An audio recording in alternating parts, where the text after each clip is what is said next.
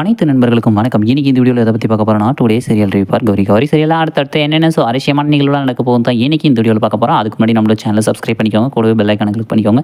இந்த வீடியோ பிடிச்சிருந்தா லைக் பண்ணுங்கள், இந்த வீடியோ பிடிக்கலாம் டிஸ்லைக் பண்ணுங்கள். வாங்க ஃப்ரெண்ட்ஸ் வீடியோக்குள்ளே போகலாம். வீடியோக்குள்ளே போகிறதுக்கு முன்னாடி உங்களுக்கு கௌரியை பிடிக்குமா, இல்லை துர்காவை பிடிக்குமா, இல்லை ஜமீன் ஆவுடையப்பனை பிடிக்குமா, இல்லை கனகதுர்கையம்மனை பிடிக்குமா, இல்லை பழைய வினாவை பிடிக்குமா, இல்லை புது வினாவை பிடிக்குமான்னு மறக்காம கமெண்ட்டில் சொல்லுங்கள்.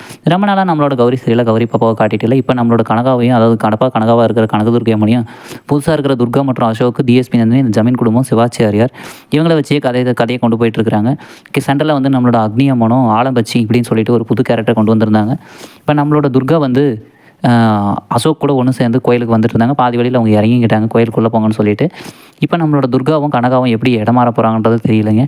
இதெல்லாம் ஒரு பக்கம் இப்படி இருந்தாலே நம்மளோட கனகதுர்கை அம்மனோட சிலையில் பெரிய குழப்பத்தை பண்ணிட்டு இருந்தாங்க. ஆனால் நம்மளோட ஆச்சாரியார் வந்து அந்த குழப்பத்தை வந்து தீர்த்துட்டாரு. உண்மையான பஞ்சலோக சிலையாக இருந்தால் நான் வச்சிருக்கிற அந்த நந்தியாவட்டம் பூ அம்மனுக்கு வந்து பாதத்தில் வச்சிருக்கிற பூ கழுத்துக்கு போய் அம்மனோட பூவாக மாறிடும் சொல்லி கீழே வச்சிருக்க அம்மனோட பாதத்தில் அந்த பூவையும் கரெக்டாகவும் அம்மனோட கழுத்துக்கே போய் சேர்ந்துச்சு.